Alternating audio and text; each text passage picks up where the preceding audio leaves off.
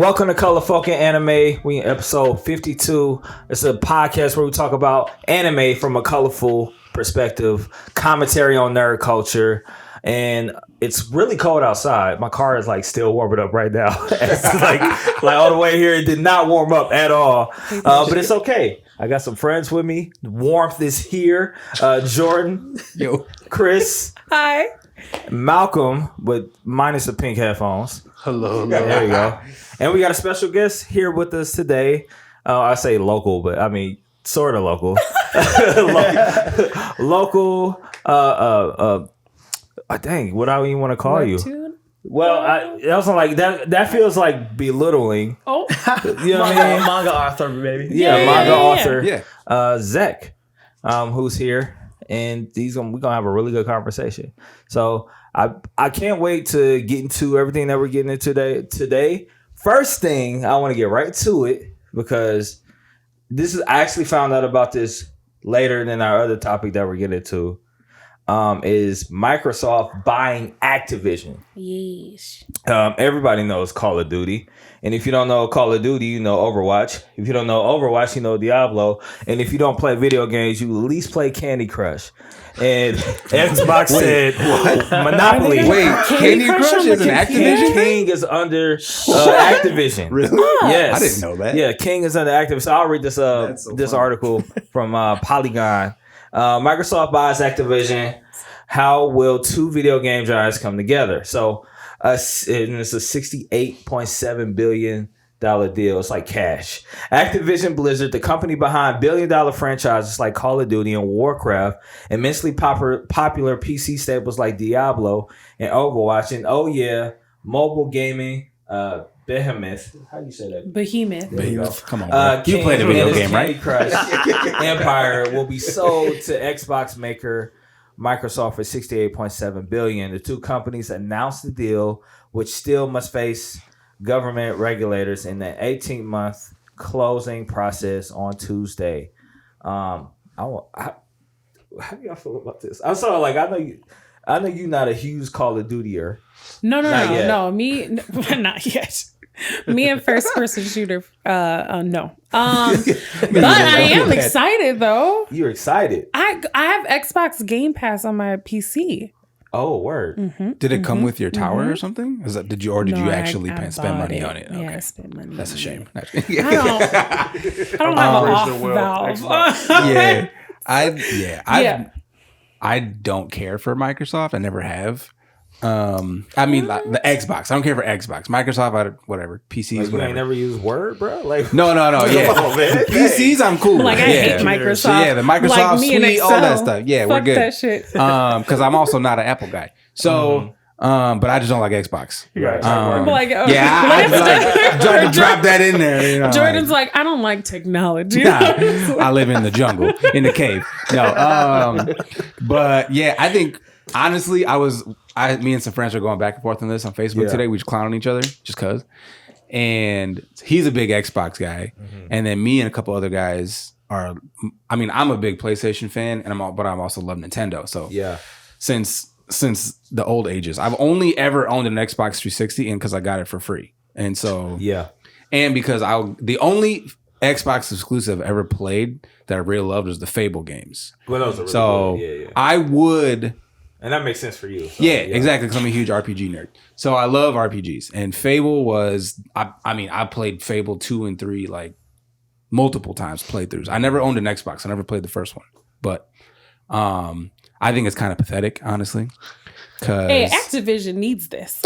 Yeah, they need it. They both need it. Xbox needs it too because they've been trying to catch up to Sony since forever. So I mean, that's not really possible. No, it's not. But it's just kind of funny that they bought out another company to They try. paid almost $1 trillion to do it. Yeah, right. Now, which I'm not like either. Huh? No, I just said, goddamn. Yeah, that's a lot of money. money. That's a lot of money. I think my concern in all of this is all them other games is whatever. Oh, whatever. And I know that Microsoft is good at we'll honor your current contract, but when we own you and that contract is over, we're making some changes. And I think that's my concern is like Call of Duty as an Xbox exclusive game? Like, is that something that because Warzone will exist as like this open, not open source, but you know what I mean? Like, I don't know if that would make a whole lot of sense though, because if Microsoft owns Activision, then they would make money off of the purchases by Sony users on the PlayStation 4. So I don't know. I don't think it'll be an exclusive. Yeah. But I think that requires them to play nice with each other. But I think it'll be like content. Maybe they get Max first. Sony's learning to play nice. Right. There's the Spider-Man. No, Sony's fine. It's Microsoft that I'm worried about. But because that was kind of the statement that Sony put out about the acquisition. Like, well, I feel like basically they'll play nice and not make all these big names exclusive titles. I don't think that's gonna happen because that's Microsoft's whole game. Like they literally because they. I mean, at first, but pretty much the only thing that stayed exclusive was Halo. Gears of Wars. Right. But I mean, that's the thing too. Is like, do you want to risk losing millions of users if you make a game like Call of Duty exclusive? Do you want, as Sony or as Xbox, as Microsoft, do you want to risk alienating literally millions, hundreds of millions of players around the world who only play on Xbox or on PlayStation? Yeah, but I think it's about control. Well, I mean, I think, but this is the thing. I think if somebody says, I'm not going to play Xbox, I think half of them will probably play it on PC. Well, that's what I'm saying. I was like, they might feel like they won't lose that much money because which is also Microsoft. Exactly. Right. They're getting it either way. PC gaming is becoming more popular. That's true. Anything, most of the folks, to your point, because most of the folks I watch who Twitch stream Warzone, it's most of it's PC. It's not gamers, like it's PS5 and stuff. I'm like, I don't know how they do that. Like, I would. Well, because most people have like really expensive setups, where they have like. Not pointing to my setup. No, I'm like pointing at Chris's baby. Chris's baby start. It does. It's a nice little thing. This is more than most people have. It looks like a dope boy car. That's yes, it does. That's funny. It looks nice. But yeah, no, I think I mean, my concern is is this fair? Like, should this happen? I know you feel like yes. I mean, they're like 3 to 6 companies that make all the movies that we watch. I feel like we are like, it's a thing that we already do. It's America. This is America. Yeah. So I like for me. Wait till Jeff Bezos gets in there. Oh right. Right. Amazon will start buying up companies. I'm so tired of giving that man my money. God, It's gonna be Sony, Xbox, or Microsoft, and Amazon as the gaming giants. That's how we're gonna break up the monopolies. That's how we're gonna have choice. Amazon gaming.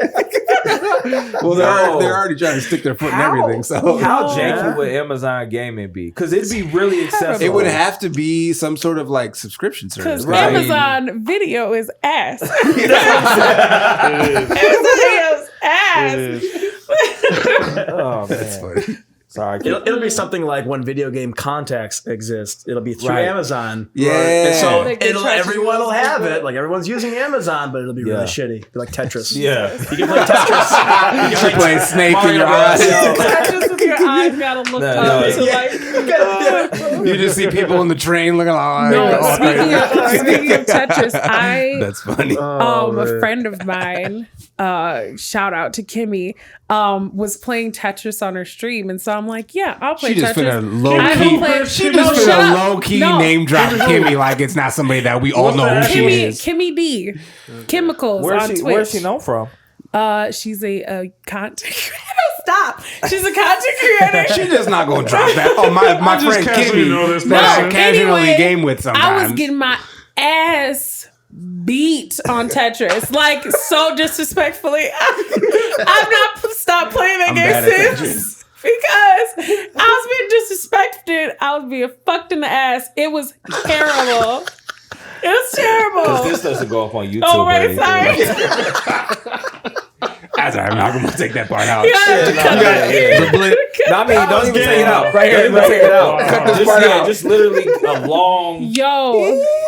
How are you bad at Tetris? I didn't know I was fucking bad at Tetris. So I was like, oh, you just flip the fucking shit around and you put it in the thing and it's fine and it goes away and it's a thing or whatever. That is how you play Tetris. I'm playing fine. You're right though. It's all fun and games to that speed up on you. Yeah, your logic true. starts to But the problem is the Tetris games that when you play with people as they like get their things, like it like blocks your shit up. Yep. So then we start playing with I don't remember her. Her username is like Dinosaur. Mighty Bear's girlfriend. Anyway, she started fucking playing with this drop. Yeah, bitches. Look at her, listen, no, she's fucking like you can see the piece at the top of her little thing is dropping the shit on her shit and just like murdering everybody. They show you the next one that's coming. Yeah, right. I know, but like she didn't need the lead time, Malcolm. She didn't need any lead time. So then she's just dropping shit and like maybe 30 seconds into the game, she's already got like Tetris. I'm like, what is happening right now? Yeah, I mean, it sounds like a game of Warzone. Like I had dying. no idea Tetris was this competitive. I didn't either. I was just joking. Gaming. Terrible. You guys are like, no, it's great. You brought up like trauma. Like I'm traumatized. I was being violated. It was terrible. Ruining Chris's life in a game of Tetris. Anyway, I'm sorry with to stars. digress. It's so hard. Nah, It took a hard left. That's funny. it's cool. Nah. But I think But anyways, Bill Gates is a problem. right. Yeah. Right? Bill Gates is a problem. Right. Buying land, buying video games. Yeah. I'm not buying land. Yeah. Get out. Let's go ahead and talk about Moon Knight. Oscar Isaac as Moon Knight. The new trailer dropped, and I watched the joint. I didn't know what I was expecting. I didn't have no expectations. I just knew Oscar Isaac is a good actor, and I was like, this is kind of trippy. I kind of can't wait to watch this. What do y'all think about the trailer? What do y'all think about this kind of? It's kind of like a new direction for Marvel. Like, how do y'all feel about it? I mean, and coming right before Multiverse of Madness and all that stuff. For me, as somebody who had zero idea who Moon Knight was, anyways, it looked interesting. And I mean, I feel like Marvel is taking an interesting direction where they're making shows with lesser known characters so they can start kind of introducing them to the MCU so they can broaden kind of their scope, which I think is smart because you can do a lot more with a show than you can with a movie. Yeah, you know, especially as like an origin story. I feel like they're going to start doing a lot of origin stories as shows on Disney Plus. Yeah, that's what why they're trying to bring Spider-Man. College years. And so stop. Unnecessary. Totally. But no, I think it looks interesting. I heard multiple people clowning on Oscar Isaac's fake ass British accent. But you know what? Other than but that, he's fine though, Holland, so it's fine. Andrew Garfield, all them guys can fake the New York accent. I'm cool with it, bro. Right? I mean, that's the thing. I don't care either way. I don't care either way because I be faking a good ass British accent too sometimes. That's what I'm saying, so, bro. You know. Wait, do y'all be faking British accents? Oh, of course, first of all, regularly. You don't fake a British accent? I do, but mine's not that bad. If we have British listeners, square up. Yeah. and I'm sorry. And I'm sorry. And I'm sorry. I'm not sorry. Come at me, bro. I watched too much. I watched too much British TV to not walk around with random. And then I messed around and watched British TV. And then I messed around and watched Top Boy. Watch Doctor Who. Then I messed around and watched Top Boy. So it's like now I used to I'm a watch this model, comedy called Miranda all the time. Miranda. And I always say, like, her mom always is like, such fun. Like, and so I just say that at work sometimes. I'm like, such fun. I used to watch, which one? I don't know why. There used to be one where they're in like a department store. I can't remember the name of it. And then one where they're in space. What's the, it used to come on. No. It's old. Nah, I don't remember. See, I don't be watching British TV like that, but Luther, that's that show. Luther is good too. I haven't watched Luther. Luther's really good. It's Idris Elba. British entertainment without bringing up Hot Fuzz and Shaun of the Dead. Yes. Bro, I mean, that's kind of like cheat code. Like it's like because it's like how my favorite movies. Like that's great. Nice too. Yeah. No, dog. Those are amazing. So yes, faking accents is I don't know if it's okay, but I like doing it. I just thought they fake American accents. That's what I'm saying. I just thought it was funny that was the biggest critique of the Moon Knight trailer was that his accent. Yeah. No, we have been watching Benedict Cumberbatch. That's what I'm like. No, take it back. He got the worst accent. Take your criticism and go. He got the worst accent as a he's awful. Yeah, I'm like, he's wonderful, but he's god awful. It. Like, what is you? Anyways, but Moon Knight, how do y'all feel about? I guess like the trippiness of it. I think that's what I'm more so like. Well, that's what it's supposed to be. He has multiple, he has dissociative identity disorder, formerly known as multiple personality disorder. So that was when it first came out. That was kind of the thing. It's like, okay, is this dude really like possessed by an Egyptian god, or is this like one of his personalities? And then it was like, yes, he's possessed by an Egyptian god.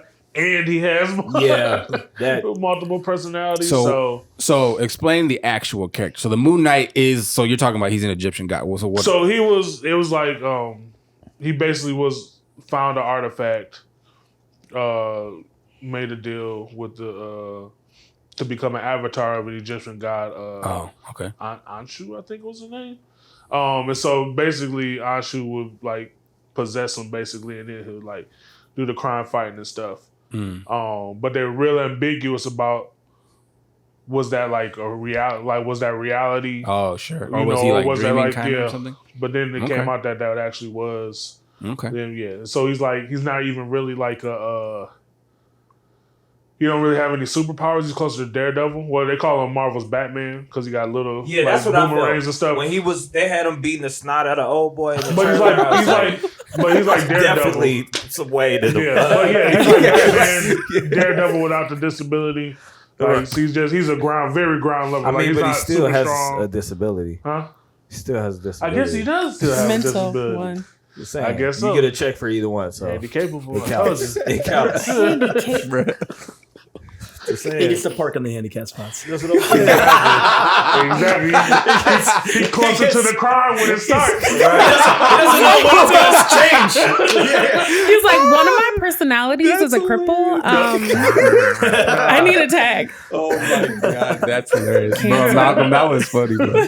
Pull up straight to the crime. No offense to anybody that took offense to that, but I thought it was funny. Oh my god! Oh man! Well, I'm excited to have another mentally ill Zaddy to indulge in. Because Hisoka is one of your favorite people. Yeah, so I mean that's not very far off. Isn't Hisoka everyone's favorite though? Come on. No. Yes. We give her a lot of judgment for liking Hisoka so much. But like, it's I do. I don't know about y'all. For shame. I mean, of course, I It's like liking just Sukuna in JJK. In Jujutsu Kaisen? That's what I was going to say. Yeah. I haven't watched it. The first thing he said when he possessed the child was like, where's all the women sorry, YouTube. And the children to murder. Wait, is that a bad thing for YouTube too? Anyway, whatever. That's the first thing. All right, Chris, we're going to need you to take it from like a 10 to like a 4. No, but that's like the first thing that he says in the anime when he comes to life. And then girls are like, no, fuck that. And like, you're like, what? Chris, calm down a little bit. I feel you on that. What's up with chicks and watching serial killer documentaries? What's up with that? I'm sorry. My wife, his wife. Probably right now. I don't. Probably right now as we speak. But mine is too. Yeah, my wife is watching. Yeah, she was some sort of crime drama right now. Yeah, she was just. My mom watches all crime dramas. She doesn't do the real life stuff too much. We do. She did First 48 for a little while, but she does like Law and Order religiously. Yeah. Law and Order. Yeah, the real life stuff she don't really watch. No, that's too real. No, the real start plotting. Look, I like Hisoka and Kaneki. All right, they're all Thank you. I'm with you on that. No, but Moon Knight looks exciting. It's just solidarity. Yeah, it's solidarity. Yeah. Y'all crack me up. So, sorry for this next part. I'm gonna let Jordan introduce our guests, and we're gonna get to this conversation about webtoons and what does it mean to write for one, and what does it mean to put out your own stuff. But I'll let Jordan start. Take it away. So, as Zach said before, we have our friend Zach with us. So Zach comes from us from very far away in Lake Geneva, which is about 30, 45 minutes from Milwaukee. But you and I got connected on social media through one of the groups, the Anime in Southeast Wisconsin group on Facebook. Yep. And it was super dope. Zach is a local writer and author. So we wanted to have a chance to talk to you because all of us here, well, I should say mostly just Chris and I, we love reading manga. Lance dabbles. I'll dabble, but Lance dabbles. Read. Malcolm doesn't read. We're still trying to cross that bridge. I don't even read. It's okay. It's okay. Not Some menus. people. I don't even read menus. Like, where's the what do you pictures?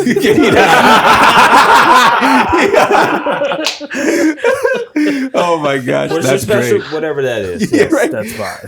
I'll take 2. So it was super cool that you're a local guy who's doing this. I know you have a couple projects out. So what we'd like to do is we'd love to hear how you got into anime to begin with, a little bit about your nerd story, and then we'll talk about your projects and what you got going on. So Sure. if you would grace us It with all your started in private Christian school. as it does for probably doesn't all of us, actually. Yeah. Yes. All right. Me, you. Yes. Yep. Mm-hmm. Yeah. Mine started in a single family home, but that's about it. Yeah. Tell us more. Like, can't relate. So, oh man, my nerd story. It all started with Pokemon. I want to say it all started for me with Power Rangers, and maybe that's a little controversial because it's not an anime, but it's Japanese. There you go. There you go. It's like Power one of the Rangers. first Japanese imported. Yeah. Right. And then Godzilla as well. So Godzilla and Power Rangers. I grew up with that stuff, and then Pokemon came out when I was like 5, 6 years old. Yeah. You know, and I'm like, more Japanese stuff? Of course I'm into Wait, this. you knew like it was Japanese? I don't know if I knew. I don't know. Like, God. Something deep down inside me was like, This is not from here. Godzilla? It's I too looked at good. Charmander and I just saw Godzilla. I was like, oh, it's breathing fire. It's a lizard breathing fire. So yeah, no, I mean, like every kid growing up in the 90s, I started off with Pokemon, Yu-Gi-Oh, all that kind of stuff. Yeah. Which then, you know, was a gateway drug to late night Adult Swim. Wait. Question. You said Pokemon. Did you watch Digimon at all? Of course I watched Digimon. Yes, thank We you. got a fellow Digimon. Thank you. I appreciate it here. See, we got some haters. Sorry, continue. Late Specifically, Malcolm and her are haters on Digimon specifically. I love Digimon. Oh, man. Did you ever find your Digidestined? Yes, did. You were talking about late night. Yeah, so I was going to say, Digimon, Pokemon, Yu-Gi-Oh, that's a whole conversation right there. Then I got into late night Adult Swim, things like Fullmetal Alchemist, Ghost in the Shell. Yeah. You know, watching Cartoon Network when One Piece and Naruto first started airing. Yeah. All that kind of stuff. Late night Inuyasha was another one. You know, late night. And again, I mean, I don't know how old I was, 8, 9, 10, 11, you know, like I was probably too young to be watching some of this stuff, you know, like humans transmutation. I'm like, yes, this is so cool. You know? That's awesome. Flip to the Weather Channel. My mom comes in. Like, oh, yeah, watching the weather. That's awesome. So, yeah, no, I grew up with all that kind of stuff, and I got teased for it, you know, like most of us nerds. Yeah. Especially I did go to a private Christian school, K through 8, and the whole evolution thing in Pokemon didn't go over so well. So, you know, We got a couple Pokemon stories. Yeah, we did. yeah. And then Yu-Gi-Oh with the black magic and everything. That was, you know. Yu-Gi-Oh got banned in my house. I was the only one that got banned. God. Really? Yeah, my mom was okay with Pokemon, really watched Digimon, all that Yu-Gi-Oh. stuff. She didn't Heart care. of the cards. No. See, the card that got me in trouble was Dark Magician. That's what got me in trouble. And that's like I ain't gonna say it's the weakest card, Right. But it's not like a card I would lose it over. Right.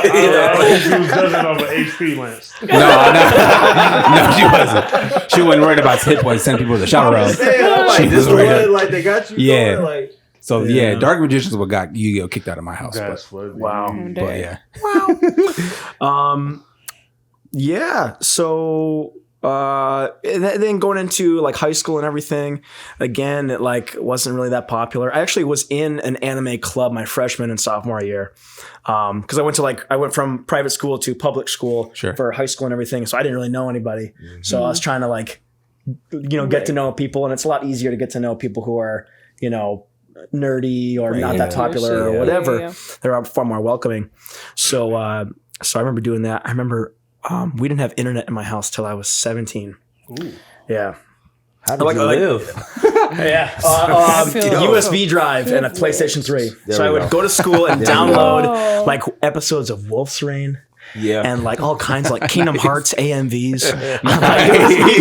Those were so great. KH3.net, man. I'd get raw videos of Kingdom Hearts and I'd go home and put it in the Movie Maker. I was like 14 and I'd edit for hours. I was one of those weirdos. That's awesome. Could never upload them anywhere because I was just me and my sisters like enjoying this. So That's awesome. I'm putting like Linkin Park songs and 9 Inch Nails. And, my parents were like, "What the fuck is wrong with you?" Like, it's a Mickey Mouse. Why do you have hurt on? That's so great. So I just wanted them to know that it was deeper than that.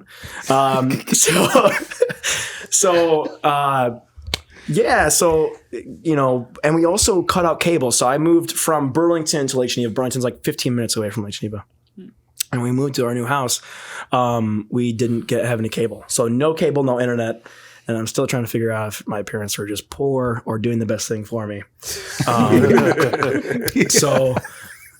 Maybe that's why I'm so creative. That's why I'm writing so many stories. Is I had to. Okay? Yeah, I had to for sure. Yeah. Where I was going to go with that? Internet. College time frame. I started watching things. I got like a laptop my senior year because I was so into the video editing. Right, the Kingdom Hearts mixtapes. It all came around, man. It all came around. Like my dad was like, "You're really good at video editing, son. Yeah. Here's something for whatever." All that money he could have been spending on cable and internet. I bought you a laptop. He bought me a Mac laptop. I'm like, what the? That's why I'm saying. I'm like, were we poor? Yeah. So what are we? Or were you just trying to do the best thing for me? Damn it. Gave me a laptop and and then I didn't use it for video editing at all. I used it to watch Sword Art Online. Of course. And,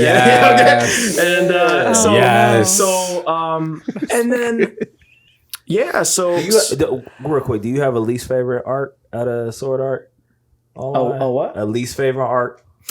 I've only seen the first 2 seasons. Okay, cool. You good. No. Well, Gun Gale wasn't that good either, but Gun Gale wasn't great. Gun Gale wasn't great. No, I did watch that arc. So I've seen the first arc. Yeah. Because the first season's 2 arcs, right? There's the so I did see all that. I guess my least favorite was the middle one. The first season's just the best. Yeah. The first part of the first season's just the best. Yeah, for sure. Right. Everything else I thought was watchable, but I wasn't like blown away by it.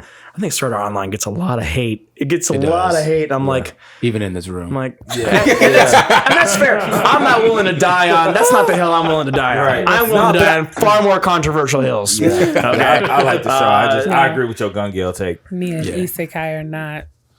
I love we Isekai. don't love that's each like, other. Yeah. That's like up there within my favorite genres, like Isekai stuff. But no, I mean, I've always just been watching, I remember like when we didn't have cable, and my relatives would come into town from Chicago and they get a hotel, like on a Saturday night. I'd be like, you guys go have fun at the pool. I'll be here at 7 p.m. watching Naruto. That's awesome. That was the coolest part about relatives coming into town to visit. It had nothing to do with seeing them. It had everything to do with I get access to cable. Right. Yeah. Cable means Toonami. Right. So that was cool. That's crazy. But and then just really getting back into it with all of the different apps that exist now, Crunchyroll, Funimation. Was that later, like post college, like kind of you able to? Yeah, it was like in the college years and everything. Yeah. I've always just been a huge fan. I actually didn't get into manga until much later on. Manga's been more of a recent thing for me. And before I was writing manga, I was trying to write an actual book, right? Sure. Like a Chronicles of Narnia, Harry Potter, Lord of the Rings kind of a thing. And it was really weird diving into like how Starlight Lost got started and all that stuff, was that I got into a car accident in early 2018. And it wasn't anything too crazy. It did mess me up a bit. My hips are out of joint now. And so still seeing a chiropractor for that. So that's so fun. Try to save everybody. Yeah, for sure. If there's a foot of snow on, don't convince yourself that you can drive an hour. Okay, just chill. Stay home. Just chill. Right. If at all possible, stay home. Yeah, right. Yeah, stay at home. So, and around that time, I was a big gym rat. I used to be, and I couldn't move my neck for about 2 weeks. And so I didn't know what the hell to do with myself. You know, I was just like, I was used to working out 3-4 hours a day. And then I'm like, I can't move my neck. What is going on? You know? And, I played video games like most of us, but, and then I started drawing. I just picked up a pen and started doodling, and I still have the rough sketches. I'll show you guys some of the rough sketches, on my phone. Maybe when this is done, but not very good. I'm not an artist. I have 2 artists I work with that are just crazy good. They're crazy phenomenal. Shout out to them. I'll give a better shout out in a bit to those guys. But it was like I started working on a story that I'd had kind of on the back burner for a couple of years. I'd thought about it in 2016, and then after this car accident, I was kind of putting pen to paper. And I told myself, I'm like, I can't draw it, so I got to write this as a book. Another part of the dilemma was I had taken so much time off of writing that book that I was working on in college. I'd written 150 pages, right? Oh, and I and that was on 8.5 by 11. So it's maybe 200 if you would have condensed it to an actual book size, you know? And so I was put in a dilemma of, do I try to reread all this, re-edit it, pull myself back into this world that I had been writing, previously, I took a big break from, or to start something new, right? And I made the decision to start something new because during the same time when I was trying to make this decision, as I'm drawing, I wasn't drawing things for this book. I was drawing things for this other story that I kind of had on the back burner. And I think it's just a little more prevalent to what I was going through at the time too. And so, but after doing these sketches, I just could not see it as anything other than visual. And so that's when I sort of realized, I'm like, I think I'm going to do this as a graphic novel, go back to my roots a little bit and, do the whole anime thing. And so that's where it became changing mediums, and discovering the manga thing. And that's where, I started reading a ton more manga. You know what I mean? To write it, you got to read it because it's way different than, reading a manga is way different than reading Harry Potter. Well, writing Tokyo Ghoul is way different than writing Harry Potter, right? So, and so that's been a learning process, still is, And but it's been a ton of fun. I love it. Other than I guess the writing styles, what is something else that was challenging from making it hard switching to manga? So a common thing in writing is show, don't tell, and a lot of writers think they get it, they don't. And so show, don't tell is different also from written word and with a graphic novel. An example would be something like, in a written word, you want to describe what's happening more than telling what's happening, right? Let the reader paint the picture in their head, and then they're starting to see what's happening, right? That's showing, not telling, right? And then in a manga, it's more you have to, less exposition, right? And that's that's actually a little bit of a trope within the anime community, is that there is a lot of exposition, right? And so that's most of that usually can be done in a more creative way, I think. And I think as readers, sometimes we sort of don't really care, or we don't see these things as mistakes necessarily, especially if it happens so often. But it is sort of a rookie mistake to have too much exposition, and a lot of people won't end up reading things because of too much exposition. So a huge thing is really relying on my artists to express emotion with facial expressions, right? As opposed to like sometimes it doesn't matter what I'm having the characters say. It matters the facial expression is how they're saying it and how that's being represented. And that is something that, as a writer, I have to, it's something that it's sort of out of my hands. Like, I think that's one of the biggest challenges for me is knowing that when I was writing a book, everything was all up to me. And so there's pros and cons that come with that. Now I have to rely on someone else. And so, really trusting the artist to convey the messages I want to convey was a challenge, but it's been worth it. It's been awesome. So that's sweet. Cause I mean, I've been like a lifelong sci-fi fantasy reader. And so like what you're talking about with the difference between, the exposition and then actually showing and telling, like, cause if anybody's read like the Wheel of Time series where you've got like 14 books that are like 500-600 pages each, it's just a lot. You do so much world building in so many pages.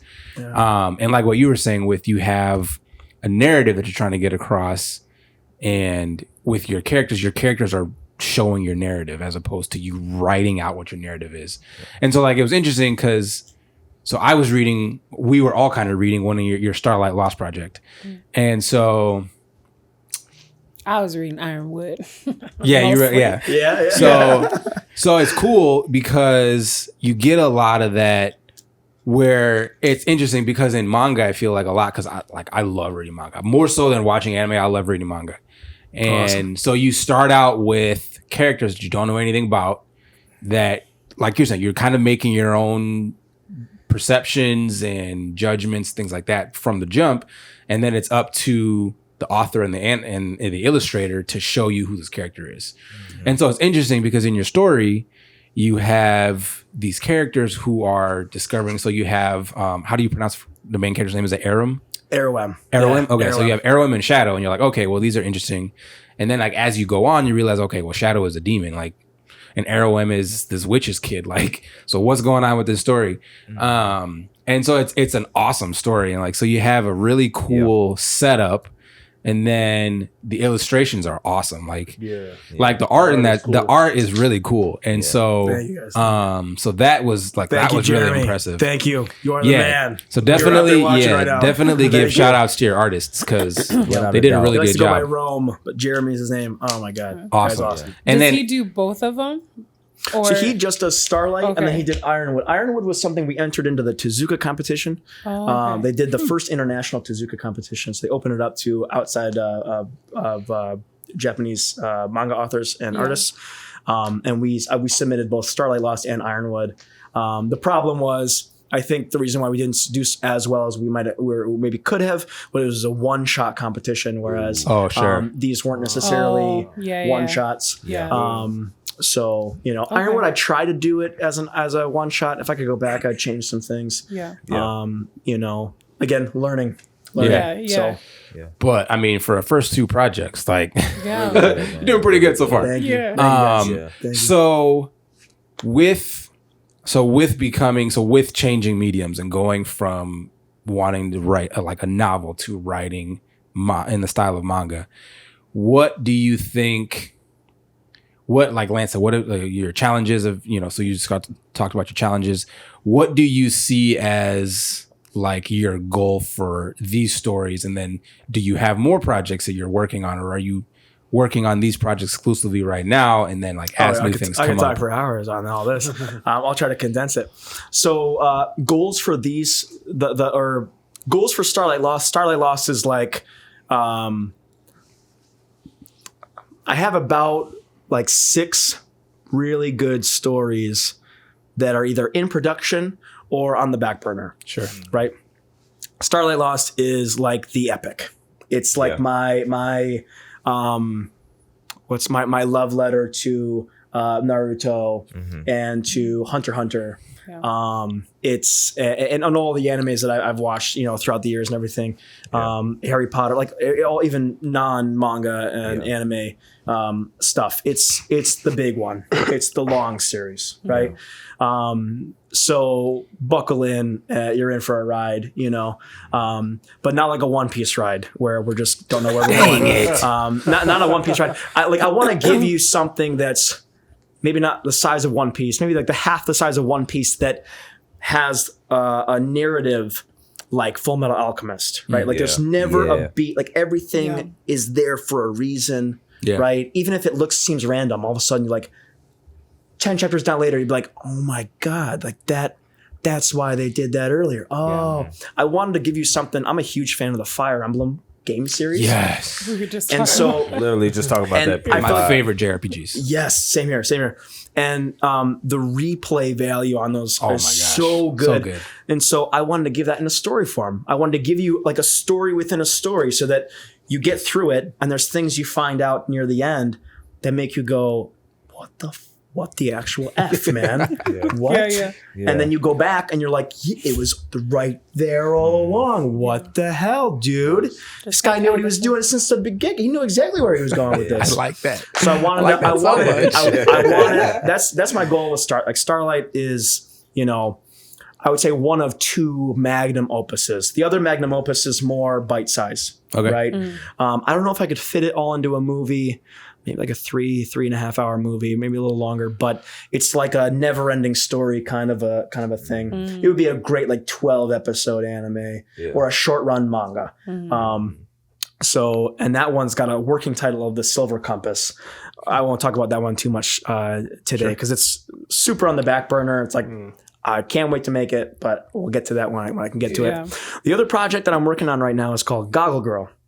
And Goggle Girl is more of like a kid's adventure, Avatar: The Last Airbender, kind of a thing. I really mix sound like your bag. Right. It's like if you took Toy Story, The Never-Ending Story, and Avatar: The Last Airbender and amalgamated them all together. And let me make it make sense because some of the people are like, Toy Story and Avatar: The Last. You're gonna have Woody shooting fireballs at Buzz, aren't you? Riding a white dog in the air.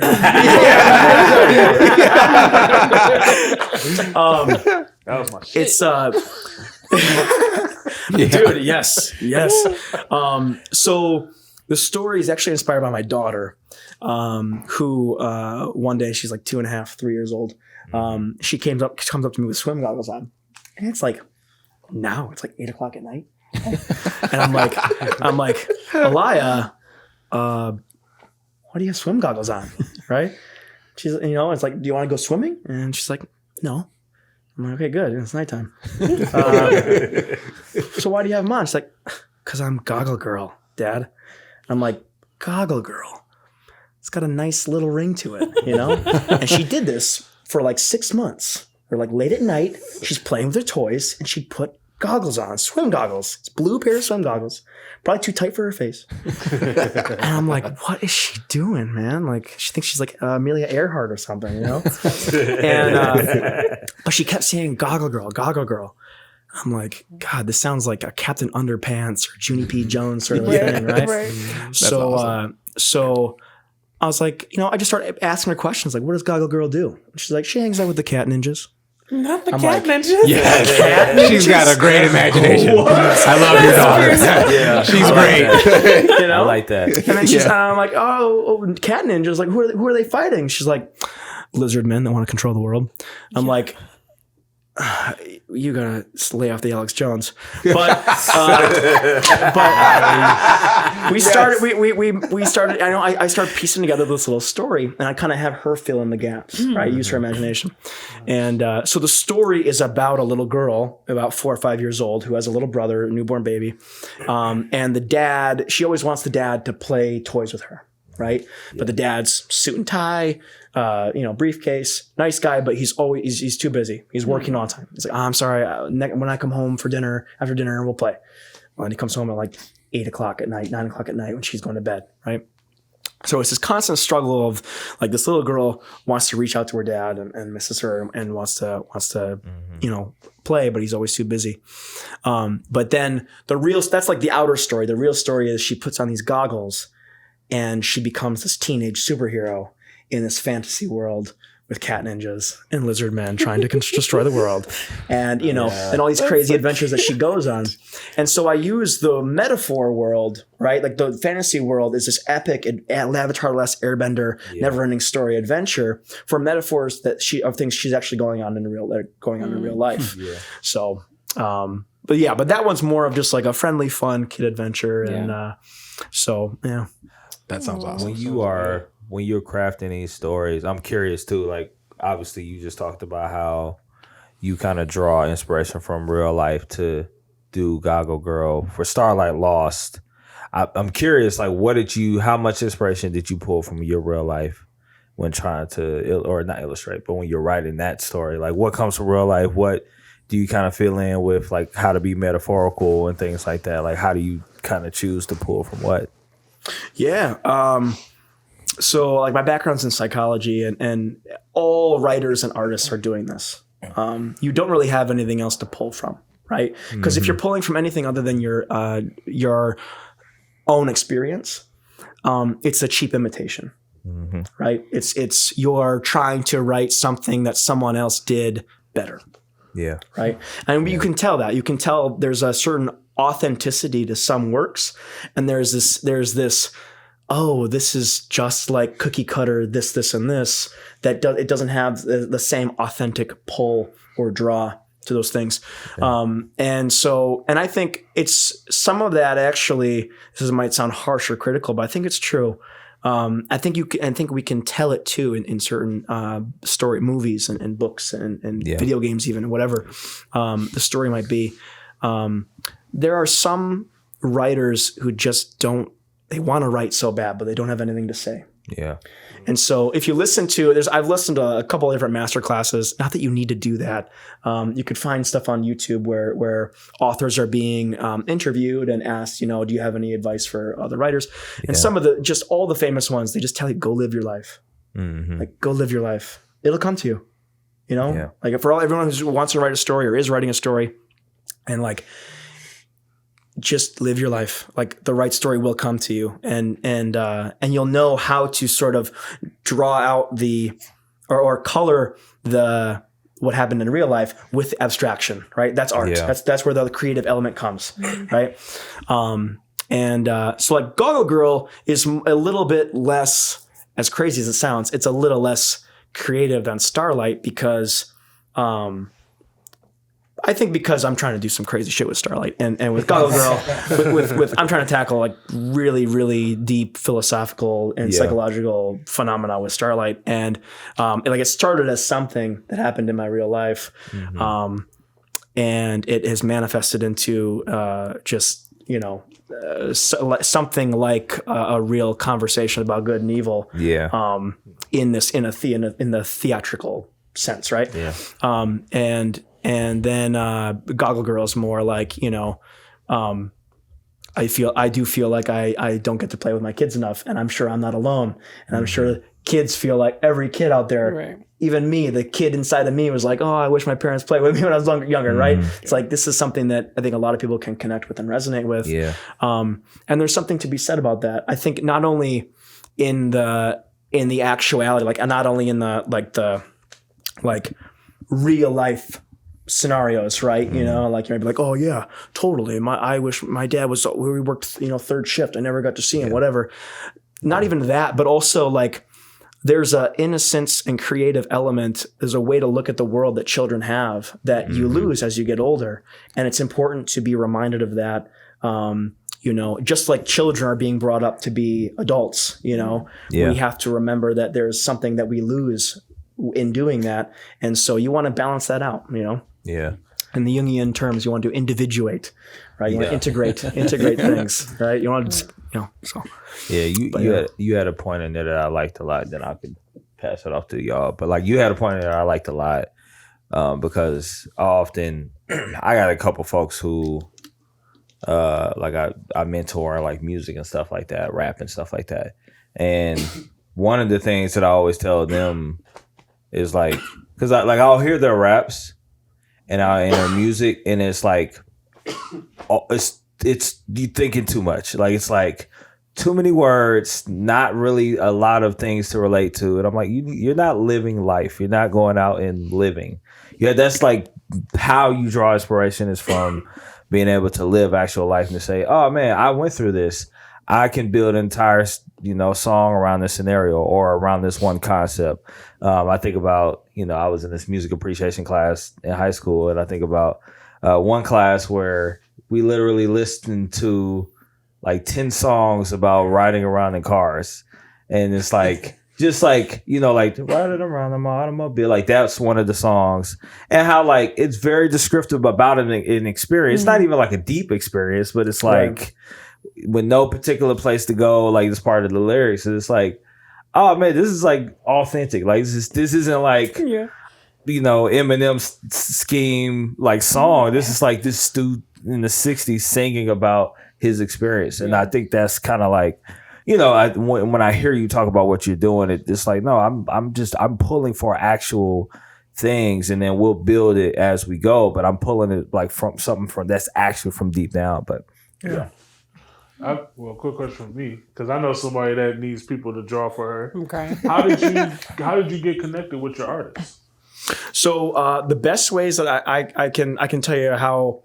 Because I've hired other artists outside of the two that I work with for the longest amount of time, and then all my experiences with all that. But Indeed, it's a fancier Fiverr. Yeah. They have contracts and everything that you can write up. Now I found my artist on Indeed, but I didn't use the contracts. Like we just learned to trust each other, and that's the one that's working for Starlight. And like him and I have been working together for 3 years now, I believe. Oh, wow. So now. Like not every situation is going to be like that. I feel like I caught lightning in a bottle with both my artists really, but definitely Jeremy with Starlight, and so definitely use the contracts. Use the contracts on Indeed. They can protect you from somebody who is paying for. You pay for something, Why? Because there are artists. That's got about $500 worth of blank pages. I'm crying. I do though. It's sad. Yeah. So that's the other thing too, is that like on the author end or producer end, there's a lot of money that goes into this, and so it's not something you can't just wake up one day and go, oh, I'm going to write a manga. I can't. It's embarrassing to talk about how much money I've spent, for not having a book yet, right? Yeah. I've got so many things I could probably print 2 books tomorrow if I wanted to. Right. I'm just putting the final touches on them and everything for about next month. But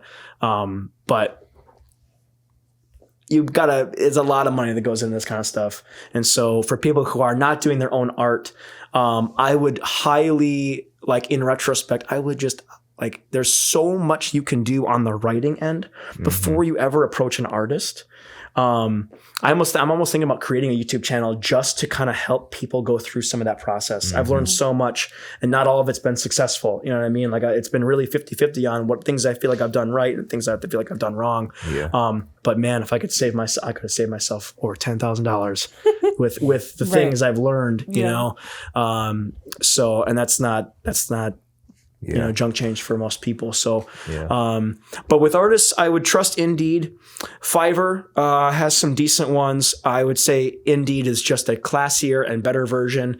You might have to pay a little bit more, but it's worth it. So Indeed is great. I think what's better than Fiverr is Facebook.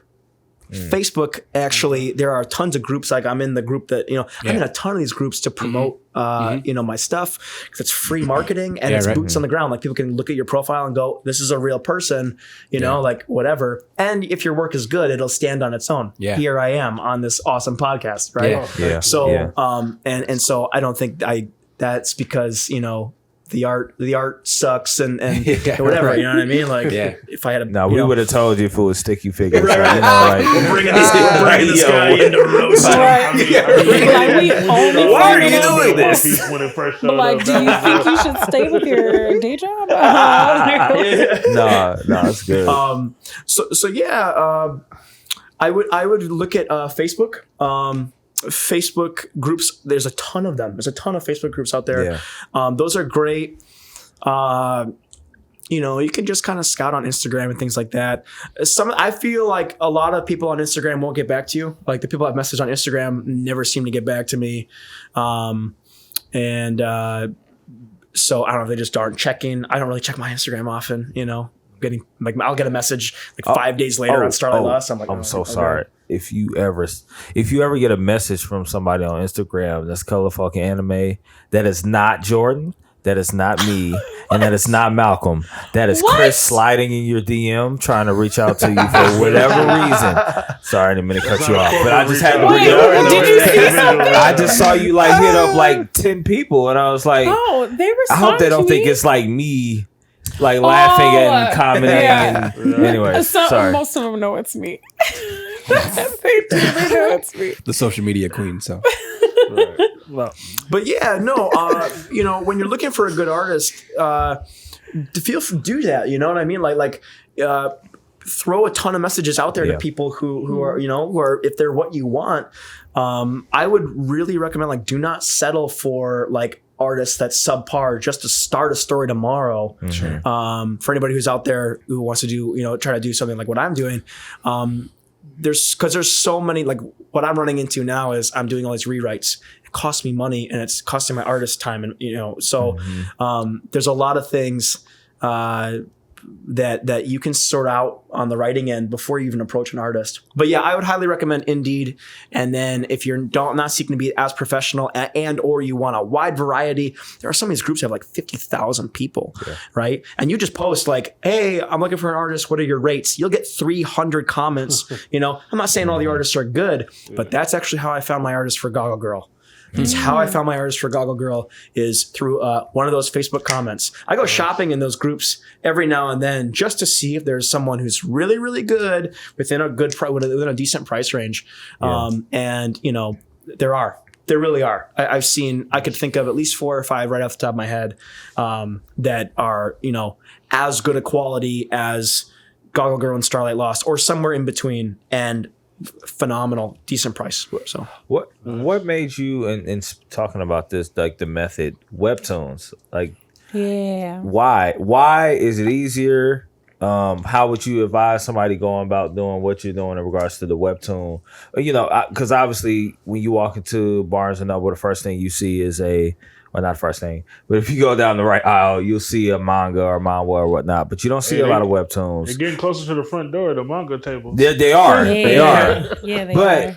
But I guess, but my question is, why webtoons? Like, why go that route as opposed because to you don't have a bookstore in your pocket all the time. There we go. And it does seem to be the trend in which people are moving. Now, I personally really just put Starlight Lost up there because it's the best way to get some traffic, right? Sure. Like you want people reading your stuff, right? Mm-hmm. That's the whole goal. If you make a story, you write a book, you make a book or make a manga, you want people to read it, right?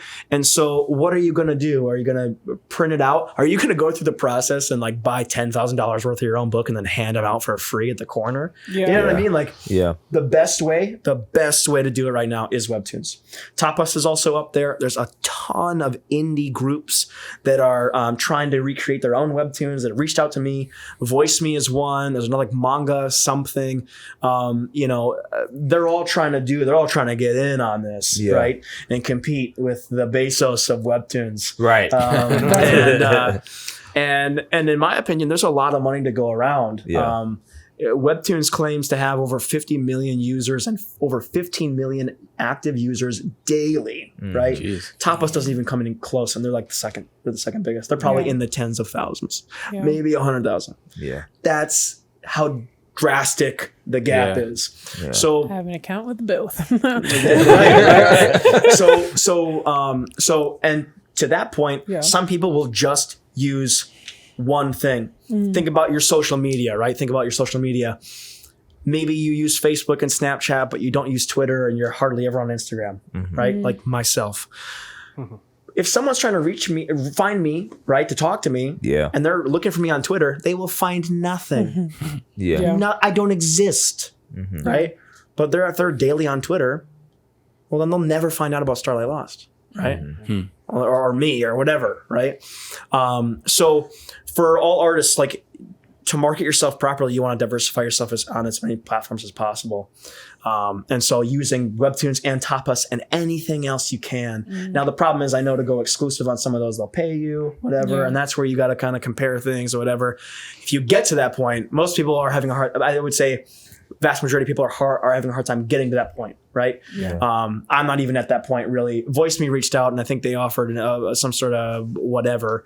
But I haven't had a chance to really compare. And I don't even know, just because they're offering to pay me something, be exclusive on their platform, I don't know if I'm 10,000 subscribers away from getting offered 3 or 4 times as much by Webtoons. So this becomes the problem too. You know, some people will swear up and down that Tapas is better because they're getting paid by them, but they have no idea. They're not shopping around. But I think for most people, that's like such a little concern. That's something you worry about before your chapter's even done. You're like, just get out of your thoughts, get to work, right? Get out of your thoughts and get to work. Because the reality is, you want to be in a position where you have your stuff on all these platforms and they're all reaching out to you and they're fighting for, you know, which one could be exclusive. Would y'all call it the Drake method? For sure. Right. We do like 2 more questions before we wrap. I did notice that, so webtoons and webcomics in general, like, have their, like, a very unique way that they utilize the scrolling method to do their storytelling. And I noticed that yours is still kind of set in the more manga comic was that like a intentional decision, like you're planning to print, or like was that we are planning to print. This is first and foremost, Starlight Lost is going to be a manga. It's mostly just thrown up there so that people can read it. And I did that very early on, before I did most of my homework. Now that I've done more of my homework, I realized there are a ton of other websites and apps that are more accustomed to reading manga style and manga pages. And so, even so, I don't know if I would get as much traffic posting on those websites as I have with Webtoons. So it's a little sticky, a little tricky. But but the idea is going to be that we are going to create not only a print version of all the books in a manga format for both Goggle Girl and Starlight Lost, which should be out in like the next month or 2. Goggle Girl before Starlight, because I've got like 2 books of Goggle Girl sitting on my desk ready for print. And Starlight, it's my fault. We're doing a lot of rewriting and things like that and whatnot. But when we do release, it's going to be like a book and a half, 2 books at once. It's going to be a lot. It's going to be a whole chunk. So, But yeah, no, we're actually going to be doing a Webtoons format for Goggle Girl and Starlight Lost, hopefully, when we do re-upload. So. That'd be good. Sweet. I think more so than even just another question would even be, like, if you have any other, like, if you want to plug like your social media, like your accounts, like where people can find your work. Right now, January, what is the date today? January 20th? January 20th. The best way to get a hold of us and follow us is simply Facebook and Instagram. Facebook and Instagram should be Starlight Lost Official. So at Starlight Lost Official for both of those. There's also Studio Q or Studio Kaisian. It's pronounced, it's spelt super weird. So it's the word studio and then Quaicyon. And then probably official after that. So Studio Kaisian Official. Kaisian. Come on, guys. Yeah. All right. Okay. That's a cool name. I'm not gonna lie. And it's my League of Legends name as well. So if you want to play some League, I'm just kidding. But yeah, Studio Official is also going to be like a central hub page for all the projects that I'm working on. So you can follow there to just find out about Goggle Girl and Starlight Lost at the same time. Yeah. I probably will eventually make a Goggle Girl page as well, a separate page. But yeah, no, that's the best way to follow, because I don't really know, once these things are ready to go in the next month or two, I'm not necessarily sure where I'm going to be republishing. I know I will be republishing on Webtoons. Mm-hmm. I'm not sure if I'm going to be publishing. I don't know where else you can read this yet. So. Yeah, without a doubt. And of course, we're going to have links to all of that. Yeah. In the show notes. If you're listening on audio, or if you're on YouTube, that's going to be in the description as well. It's an honor. Obviously, Starlight Lost is fire. It's a rough draft. If you go on there right now, I think I said this we were recording. Yeah. If you go on there now, there's about one whole volume's worth of content. You know, the first 4 chapters and like a prologue. It's a rough draft. What's up there right now? I'm changing a few things again. This is like the 4th time I'm rewriting this. And I apologize if any of you already have read it and you're like, when's the next chapter coming out? I'm like, never a while. But it's we're working on it. The new prologue is going to be an entire book in and of itself, about 200 pages. Oh, wow. Yeah. The current one is on there is equal to about 33 pages, I think. Yeah. And the new prologue is going to be about 200. Yeah. So I would say 80 to 90% maybe of the first 4 chapters is going to stay. Mm-hmm. But we're changing some of that. So yeah. Yeah. It'll be good though. That's super dope. Man, thank you for sharing all of that and actually even coming on the show, gracing our presence. Oh my God. Dude, thank you guys for having me. Taking the drive. Thank you guys for listening and watching too, man. This is God. Awesome. Yeah, this is super cool. We definitely support artists and good artists, and if you are artists and you want to come on a show and get interviewed or whatnot, we'll figure something out. Why you look at Chris when you said that? Right, it's like just all these people have my address. Chris is our in with everybody. And if you got value out of this in any way, please subscribe and let us know, or comment as well. Let us know if you thought this was cool, if you got anything helpful from what Zach had to say about how he kind of got through his journey, his inspiration of how he started making any of the stuff that he made. But y'all know the slogan: stay colorful. Peace.